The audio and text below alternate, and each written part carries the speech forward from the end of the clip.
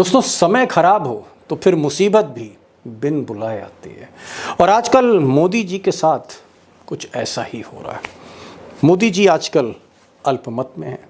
उनकी पार्टी के सिर्फ 240 सांसद हैं। मोदी जी बहुमत से बहुत दूर हैं और शायद इसीलिए उन्हें पहली बार बैसाखियों का सहारा लेना पड़ रहा है। एक ऐसा वक्त है मोदी जी का जहां एक एक सांसद, जी हाँ, एक ऐसे वक्त में है जहां एक एक सांसद मोदी जी के लिए हीरे के समान है। उसकी कीमत डायमंड की तरह है। और दुर्भाग्य देखिए, बदकिस्मती देखिए मोदी जी की कि ऐसे ही वक्त पर, बुरे वक्त पे तकरीबन दर्जन भर सांसद मोदी जी के हाथ से निकल रहे हैं इस दौर में। और अगर सही बोलूं तो 12 नहीं, दर्जन भर नहीं, 15 सांसद। अब दोस्तों, ये जो मैंने सांसद बताए, 12-15 सांसद जो मोदी जी के हाथ से निकल रहे हैं, ये जो सांसद हैं वो इन साहब के जगन मोहन रेड्डी, जी हाँ, नाम नोट करें, Jagan Mohan Reddy, ex chief minister Andhra Pradesh के पूर्व मुख्यमंत्री और वाईएसआर पार्टी के सुप्रीमो जगन मोहन रेड्डी। 11 सांसद अभी भी इनके पास राज्यसभा में, जहां मोदी जी की पोजीशन टाइट है राज्यसभा में। 11 सांसद राज्यसभा में, 4 सांसद लोकसभा में। और ये जो जगन साहब हैं, अभी तक 4 जून तक या 4 जून से पहले तक मोदी जी से इनकी खूब बनती थी, अच्छे संबंध थे, घनिष्ठ संबंध थे। और हर मुसीबत में जगन मोहन रेड्डी ने पार्लियामेंट में, खासकर राज्यसभा में, मोदी जी का साथ दिया। लेकिन जब से जगन मोहन रेड्डी के जो जानी दुश्मन, वर्स्ट एनिमी नायडू बाबू, ये जब से चीफ मिनिस्टर बन गए जगन मोहन को हराकर आंध्र प्रदेश के, या यूं कहें कि जब से नायडू बाबू किंग मेकर बन गए, या यूं कहूं कि नायडू बाबू की जब से बैसाखियां मोदी जी के कंधे के नीचे हैं, तब से जगन मोहन रेड्डी को नींद नहीं आ रही है। उनका वही हाल है जो एक टूटे दिल वाले आशिक का होता है। नाराज हैं, बहुत नाराज हैं मोदी जी से। आजकल कुछ भी करने के लिए बेताब हैं जगन मोहन रेड्डी। अब दोस्तों, मोदी जी का जो पॉलिटिकल हनीमून है आजकल, वो नायडू बाबू के साथ बीत रहा है। तो जाहिर तौर पर कोप भवन में तो होना ही जगन मोहन रेड्डी को। और जगन मोहन रेड्डी ने कई चिट्ठियां लिखी, कई खत किताबत किए मोदी जी के साथ, अमित शाह के साथ, कि हमें यहाँ परेशान किया जा रहा है, हमारे जो काडर है, हमारे जो सांसद हैं, हमारे जो नेता हैं, उस पर अत्याचार कर रहे हैं, प्रहार कर रहे हैं नायडू के लोग। किसी ने नहीं सुनी, ना मोदी जी ने सुनी, ना अमित शाह ने सुनी। और थक हार कर जगन मोहन रेड्डी दिल्ली पहुंचे, धरना दिया, प्रोटेस्ट किया। और जब वो धरने पर बैठे दिल्ली में, तो जैसे इंडिया अलायंस की लॉटरी खुल गई। इसी मौके का इंतजार था इंडिया अलायंस को। सबसे पहले अखिलेश यादव पहुंचे, मीठा बोलते हैं, गले लगा लिया, हाथ मिला लिया जगन मोहन रेड्डी से। फिर उद्धव ठाकरे के लोग पहुंच गए, उन्होंने भी हाथ मिलाया। फिर ममता बनर्जी के लोग पहुंच गए जगन मोहन रेड्डी के पास, शरद पवार के पहुंच गए। ज्यादातर इंडिया अलायंस के नेताओं ने हाथों हाथ ले लिया जगन मोहन रेड्डी को। अब दोस्तों, आज की खबर सुनकर एक सवाल तो बेहद साफ है, बहुत ही क्लियर क्वेश्चन है कि क्या जगन मोहन रेड्डी मोदी के साए से निकलकर इंडिया अलायंस में जा सकते हैं? इंडिया अलायंस का दरवाजा खुल सकता है जगन मोहन रेड्डी के लिए। और अगर ऐसा हुआ तो क्या फिर 11 सांसद राज्यसभा के, 4 सांसद लोकसभा के मोदी के हाथ से निकल सकते हैं? और मोदी के हाथ से निकले तो राज्यसभा में फिर मोदी जी के लिए मुसीबत ही मुसीबत है। बिल पास कराना, कानून पास कराना, जो चुटकियों में हो जाता था आज से 1 महीने 1.5 महीने पहले तक, फिर कानून पास कराना मोदी जी के लिए मुश्किल ही नहीं, हो सकता है नामुमकिन हो। अब दोस्तों, अगर आप बिहार से हैं, उत्तर प्रदेश से हैं, आप राजस्थान से हैं, मध्य प्रदेश से हैं, हरियाणा से हैं, महाराष्ट्र से हैं, तो हो सकता है ये जंग आपको बहुत दूर किसी मैदान में लड़ते हुए दिख रही हो। लेकिन ये जो जंग है, इसकी आंच दिल्ली दरबार तक आएगी। और इसीलिए आज का वीडियो बहुत इंपॉर्टेंट है कि नायडू और जगन की इस जंग में, ये जो पॉलिटिकल वॉर है, गैंग वॉर है पॉलिटिकल, इसमें सबसे ज़्यादा चोट मोदी जी को लग रहा है। जैसे आप कह सकते हैं कि गोली तो ट्रंप के लगी थी, गिर गए बाइडन। इसी तरह की इस जंग का इंपैक्ट हो सकता है कि ये जो लड़ाई है मिस्टर नायडू और मिस्टर रेड्डी की, इसमें सबसे ज़्यादा नुकसान साहब का हो सकता है, चाणक्य का हो सकता है। इसीलिए आज दो खास मेहमान मैंने आपके लिए इनवाइट किए हैं। उमाकांत लकीड़ा होंगे जो पार्लियामेंट देख रहे हैं 30-35 साल से, और एक खास मेहमान आंध्र प्रदेश की धरती से जहाँ जंग लड़ी जा रही, ग्राउंड जीरो से आपको हकीकत सुनने को मिलेगी, और वो साहब हैं राजशेखर राव। अभी जो राव साहब हैं, मेरी कोशिश थी कि हिंदी में बोलें और ये हिंदी में बोलेंगे। आज आप इनको सुनेंगे, और मैं एक बार फिर कह रहा हूं कि ये वीडियो इसलिए इंपॉर्टेंट है कि ये जो जंग लड़ी जा रही है, इसका जो नतीजा होगा वो सीधे इंपैक्ट करेगा मोदी सरकार पे। और अगर मोदी सरकार गिरती है आने वाले महीनों में, तो उसका ट्रिगर पॉइंट आंध्र प्रदेश होगा। जी हाँ, बड़ी जिम्मेदारी के साथ कह रहा हूं, ट्रिगर पॉइंट आंध्र प्रदेश होगा, उसके केंद्र में आंध्र प्रदेश होगा। वीडियो इंपॉर्टेंट है, आखिर तक देखिएगा। राव साहब को सुनिए, लकीड़ा साहब को सुनिए। लकीड़ा साहब, संक्षेप में, इससे पहले मैं राव साहब के पास आऊं, एक संक्षेप में सवाल पूछना चाह रहा हूं। मान लीजिए जिस तरह से अखिलेश यादव ने गले लगा लिया जगन मोहन रेड्डी को, ममता बनर्जी भी उनको बहुत मानती, ममता बनर्जी के लोग भी, सांसद उनके धरने पे पहुंचे, शरद पवार का भी सपोर्ट है, उद्धव ठाकरे का भी सपोर्ट है, सब लोग कह रहे हैं कांग्रेस से कि भाई जगन मोहन रेड्डी को ले लीजिए। अगर जगन मोहन रेड्डी आ जाते हैं इंडिया अलायंस में, 4 सांसद उनके लोकसभा में हैं और 11 सांसद राज्यसभा में, क्या लकीड़ा साहब, अगर जगन मोहन रेड्डी आए तो राज्यसभा में मोदी जी को परेशानी हो जाएगी, और लोकसभा में उन्होंने हाथ जला लिए मोदी ने, तो क्या राज्यसभा में भी हाथ जल जाएंगे? राज्यसभा में तो घर के ना घाट के, राज्यसभा में तो ऑलरेडी हाथ जल चुके हैं। मैं आपको बता दूं, जल चुके हैं और जलने वाले हैं। अभी 3 स्टेट में जो इलेक्शन होने वाले हैं, वहां की जो राज्यसभा सीटें आएंगी, वो राज्यसभा सीटें बीजेपी तो दोबारा अपनी ताकत को मेंटेन नहीं कर सकती है। लेकिन मैं ये इतना बता दूं कि एक किस्म से diplomatically Jagan Mohan Reddy diplomatically handle कर रहे हैं और मोदी को अपना वोटेज दिखा रहे हैं कि मोदी जी चंद्रबाबू नायडू को समझा दीजिए, नायडू को समझा दीजिए, मेरे पास ऑप्शन है खुले हुए।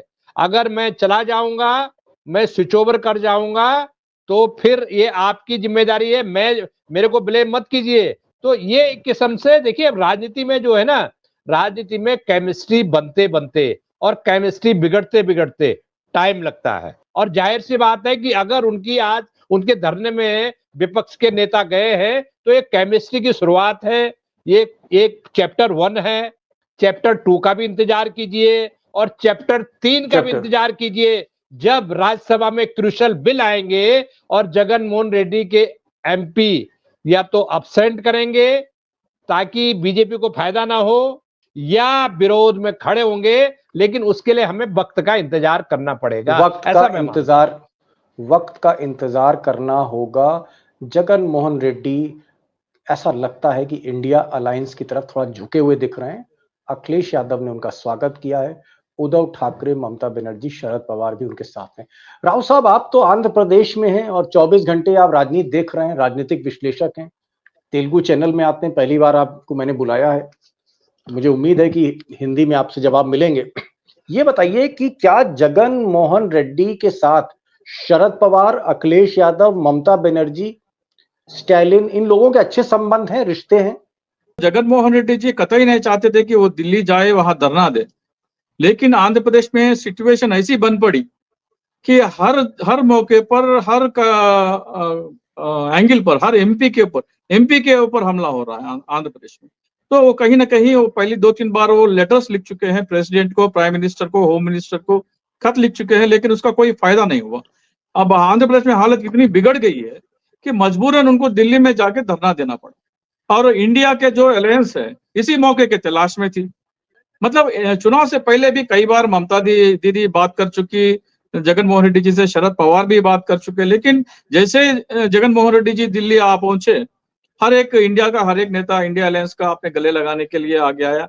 तो एक कॉन्फिडेंस मिला है पॉलिटिकल उनको, मतलब जो सहारे की जरूरत है, जो ऑक्सीजन की सहूरत का। राव साहब, इसका मतलब क्या है? अगर अखिलेश यादव गले लगा रहे हैं और ममता बनर्जी भी हैं, वो भी उनका स्वागत कर रही, मैं इतना जानना चाह रहा हूं, देखिए लकीड़ा साहब ने बहुत कुछ बताया, लेकिन मैं आपसे जानना चाह रहा हूं, आंध्र प्रदेश की हकीकत जानना चाह रहा हूं, क्या जगन मोहन रेड्डी फ्यूचर में आगे चलकर इंडिया अलायंस में आ सकते हैं? है तो मूलतः वो कांग्रेसी, क्या आ सकते हैं? क्या कांग्रेस उनको वेलकम कर सकती है? क्योंकि उनकी जो सगी बहन है इस वक्त कांग्रेस की लीडर है और भाई बहन में बनती नहीं है। क्या कांग्रेस उनकी बहन को किनारे करके जगन मोहन रेड्डी के लिए दरवाजा खोल सकती है? क्योंकि कांग्रेस ने अगर दरवाजा खोल दिया तो मुझे नहीं लगता कि जगन मोहन रेड्डी इंडिया अलायंस में आने में उनको कोई रोक सकता है। तो बहन का जो परफॉर्मेंस रह चुका है पिछले चुनाव में 1.7%, 1.7% वोट कांग्रेस को मिला। पिछले चुनाव में 1.2 मिला, मतलब आधा प्रतिशत ही इजाफा हुआ कांग्रेस के वोट बैंक में। और आंध्र प्रदेश की जनता ये देख रही है, इनका जो चाल चलन है और उनका जो एटीट्यूड है जगनमोहन रेड्डी के खिलाफ, मतलब जो शर्मिला जो है जगनमोहन रेड्डी की बहन, वो कांग्रेस को मजबूत करने से ज्यादा इंटरेस्ट चंद्रबाबू नायडू को मजबूत करने में वो जुटी हुई है। हाँ, इसी के चलते आप क्या कह रहे हैं? आप कह रहे हैं कि क्या कह रहे हैं भाई राव साहब, आप तो बड़ी ब्रेकिंग खबर दे रहे हो। आप कह रहे हो कि जो कांग्रेस की चीफ है आंध्र प्रदेश की शर्मिला जगन की बहन, वो नायडू बाबू को सपोर्ट कर रही है पर्दे के पीछे। अगर वो चाहती थी, अगर वो स्पेशल कैटेगरी स्टेटस का मुद्दा उठा लेती थी चुनाव से पहले, जैसे उनको पीसीसी प्रेसिडेंट बनाया गया, अगर उनको स्पेशल कैटेगरी स्टेटस का मुद्दा अगर उठा लेती तो 7 से 10% वोट मिलने की संभावना थी उनको, कांग्रेस को। तो वो क्योंकि चंद्रबाबू नायडू मोदी के साथ है और मोदी स्पेशल कैटेगरी नहीं देना चाहते, इसलिए शर्मिला चुप है। मतलब आप इनडायरेक्टली कह सकते हैं कि शर्मिला जो है मोदी के लिए काम कर रही है। अरे बाप रे बाप, ये आंध्र कांग्रेस के जो है ना शीर्ष नेतृत्व को सोचना चाहिए। आंध्र प्रदेश का जो जनता है वो चाहती है कि कांग्रेस स्पेशल कैटेगरी स्टेटस के लिए लड़े। किसी कांग्रेस के नेता से, बड़े नेता से आपकी बात हुई ऑफ द रिकॉर्ड? अभी कांग्रेस का स्टैंड क्या है? वो चाहते हैं कि जगन मोहन रेड्डी आ जाए? जी, मेरी तो हमें हफ्ते में एक बार कम से कम आंध्र प्रदेश का जो इंचार्ज है उन नेताओं से, कांग्रेस के जो सेक्रेटरीज है आंध्र प्रदेश से जो संबंध रखते हैं, उनसे मेरी बातचीत होती रही। मैंने उनसे एक बार ये बात भी उठाया कि क्या अगर जगन मोहन रेड्डी इंडिया अलायंस में आना चाहते हैं तो क्या आप स्वागत करेंगे, क्योंकि उनकी बहन जो है पीसीसी प्रदेश अध्यक्ष है। तो उनका जवाब उधर से ये था कि जो पीसीसी प्रदेश को अध्यक्ष बनने के बावजूद वो 2% का भी वोट नहीं जुटा पाई, तो आज जगन मोहन रेड्डी के पास 40% वोट है, तो हम उनको क्यों नकारेंगे? हमने तो रेड कारपेट बिछाना है अगर जगन मोहन रेड्डी आना है तो। जगन मोहन रेड्डी, हाँ जी जी समझ गए, रेड कारपेट। लखेड़ा साहब, कांग्रेस आंध्र प्रदेश की चाहती है कि वाईएसआर आ जाए, क्योंकि वाईएसआर की जो जगन मोहन रेड्डी की बहन है वो कुछ कर नहीं पाई। आपको लगता है सोनिया गांधी, राहुल गांधी वेलकम कर लेंगे, माफ कर देंगे? हालांकि माफी तो सबको देती है ये जो गांधी परिवार है। जब राजीव गांधी के कातिलों को माफी दे दी, सबको माफी दे दी, क्लीन चिट दे दी, तो क्या आपको लगता है कि राहुल गांधी मोहब्बत की दुकान खोलेंगे जगन मोहन रेड्डी के लिए? देखिए, मैं कल जो धरना हुआ था उस धरने की जानकारी मुझे रात को हुई और मैंने रात को किसी से बात किया, मतलब आंध्र प्रदेश के ही कोई साथी थे, उनसे बात किया। तो मैंने कहा भी क्या है इसका, ये तो बाकी नेता तो गए नहीं, कांग्रेस जब तक ओके नहीं करेगी तो ये आएंगे नहीं।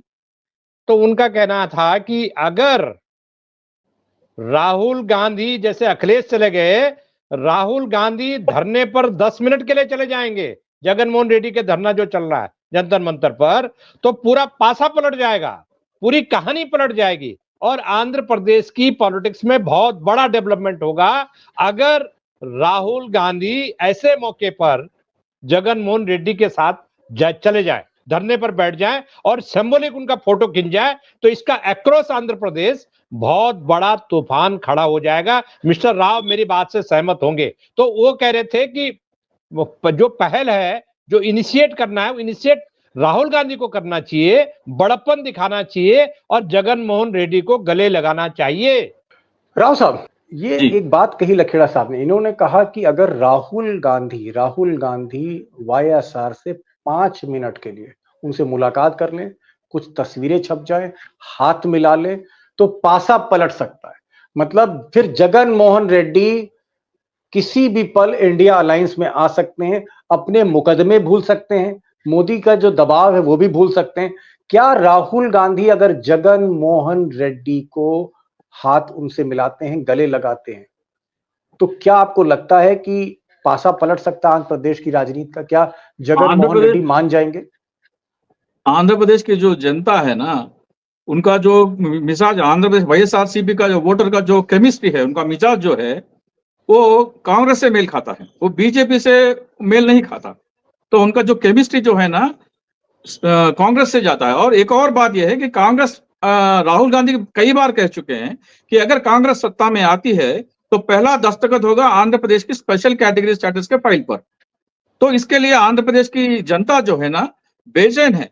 अगर राहुल गांधी आके एक सेकंड का भी एक फोटो भी मिल गया तो आंध्र प्रदेश का पूरा पॉलिटिकल सिचुएशन ही नहीं, मैं कहता हूं कि एनडीए सरकार अगर किसी बारूद पे बैठी है, उसकी चिंगारी जो है वो आंध्र प्रदेश से निकलेगी, चाहे वो नायडू के रूप में हो या जगन मोहन रेड्डी के रूप में। अगर एनडीए सरकार गिरती है, उसका जो ट्रिगर पॉइंट है वो आंध्र प्रदेश होगा। ओहो, ट्रिगर पॉइंट आंध्र प्रदेश होगा अगर मोदी जी की सरकार गिरती। लास्ट क्वेश्चन लखेड़ा साहब, क्या आपको लगता है कि जगन मोहन रेड्डी अगर फाइनली मोदी जी का दामन छोड़कर वो इंडिया अलायंस में आ जाते हैं, क्योंकि मोदी जी अब तो भाव तो दे नहीं रहे उनको, मोदी जी ने तो सरकारी दामाद बना लिया है नायडू साहब को, क्या आपको लगता है कि राज्यसभा में फिर जो स्ट्रेंथ होगी, क्योंकि 11 सांसद राज्यसभा में, आपको लगता है मोदी जी की मुश्किलें और बढ़ जाएंगी? क्या आपको लगता है कि मोदी जी के लिए बहुत ज्यादा मुश्किल होगा पार्लियामेंट में कोई कानून पास करना? देखिए, मोदी जी के लिए मुश्किल बढ़ेगी, इसमें कोई शक है क्या किसी को देश में? आपको कोई शक है? 22 तारीख को जब सेशन हुआ लोकसभा का, बजट सेशन हुआ, तो ऐसा देश का 140 देश करोड़ का प्रधानमंत्री कहता है कि मैं अकेला, ऐसा भाषण देते हैं और कहते हैं मेरे को अपोजिशन बोलने नहीं देता, 2.5 घंटे तक मेरा गले को दबा के रखा। ये हताशा, ये मैसेज पूरे देश में चला गया है, पूरे जो बीजेपी के जो वोटर्स हैं उनको चला गया है कि हमने कैसी सरकार बनाई, कैसा प्रधानमंत्री तीसरी बार बना दिया, जो कहते हैं कि मेरा गला के दबा के रखा 2.5 घंटे तक। तो ऐसी सिचुएशन में मैं ये कहना चाहता हूं कि राज्यसभा में वो ऑलरेडी कमजोर हो गए हैं और अब मोदी जी की जो ओवरऑल जो परफॉर्मेंस है, क्रेडिबिलिटी है, जिसको कहते हैं एक इनका जो बॉडी लैंग्वेज है, वो बता रही है अपने आप में कि ना केवल नंबर गेम उनका हाथ से खिसक गया है, वो लोकसभा में डाउन है, राज्यसभा में वो अच्छी परफॉर्मेंस, मतलब नंबर गेम में उतने नहीं थे, प्रचंड नहीं था, लेकिन वो थोड़ा बहुत मैनेज कर लेते थे। अब ये सिचुएशन हो जाएगी कि कोई भी जो कंट्रोवर्शियल जो बिल मनमानी जो करना चाहते हैं वो कर नहीं पाएंगे। जी, सही कह रहे हैं आप कि लोकसभा में स्थिति कमजोर है इस वक्त मोदी जी की, और अगर जगन मोहन रेड्डी और बीजू जनता दल, 9 सांसद बीजू जनता दल के नवीन पटनायक के और 11 सांसद अगर जगन मोहन के, 20 सांसद अगर राज्यसभा में इधर से उधर हो जाए तो मोदी जी के लिए मुसीबत ही मुसीबत है दोनों सदन में। कुछ कहना चाह रहे थे, एक लाइन में जवाब दें राव साहब। जी सर, मैं एक खास बात मैं आपको बोलना भूल गया। जैसे ही जगन मोहन रेड्डी जाके दिल्ली में बैठे, उनसे सारे विपक्ष के नेता जाके उनसे मिल रहे हैं, मोदी जी ने चंद्रबाबू नायडू को दिल्ली तलब किया और उनको ये कहने के लिए बुलाया कि आप ज्यादा जगन मोहन रेड्डी से आप लड़िए मत, उनको हैरास मत कीजिए, अगर उन्हें आप हैरास करेंगे तो मेरे लिए मुश्किल बढ़ेंगी। तो पता नहीं किस भाषा में बोलेंगे, प्यार से समझाएंगे या धमकी देंगे तो पता नहीं, लेकिन तलब इसलिए किया गया कि वो दिल्ली आके उनको समझा सके कि जगन मोहन रेड्डी को ज्यादा हैरास मत कीजिए। बहरहाल मोदी जरूर कोशिश करेंगे कि कंप्रोमाइज बना रहे, दोनों का साथ उनको मिलता रहे, एक का लोकसभा में मिले, एक का राज्यसभा में मिले, लेकिन मुझे ऐसा लगता है कि आंध्र प्रदेश में लड़ाई सारी सीमाएं लांघ चुकी है, सारी हदें क्रॉस कर चुकी हैं और अब कंप्रोमाइज का कोई रास्ता बचा नहीं, ऐसा लगता है। जो कंप्रोमाइज करेगा वो आंध्र प्रदेश हार जाएगा, चाहे वो नायडू हो, चाहे वो जगन मोहन रेड्डी हो। रास्ता जो भी है, मुझे ऐसा लगता है कि नवंबर में जो चुनाव होने हैं विधानसभा के, महाराष्ट्र में, हरियाणा में, झारखंड में, जहां पर दाल पतली है बीजेपी की, अगर ये तीनों राज्य में से 2 राज्य भी निकल गए, महाराष्ट्र निकल गया, हरियाणा निकल गया, जिस तरह की खबरें आ रही हैं हरियाणा और महाराष्ट्र, बीजेपी के हाथ से अगर ये 2 राज्य निकले तो मोदी जी की स्थिति और कमजोर होगी, पार्टी के अंदर भी, पार्टी के बाहर भी। और ये वक्त हो सकता है जब जगन मोहन रेड्डी जिंदगी का फिर एक बड़ा फैसला ले सकते हैं कि न्यूट्रल रहें, तटस्थ रहें, या फिर इंडिया अलायंस में जाए।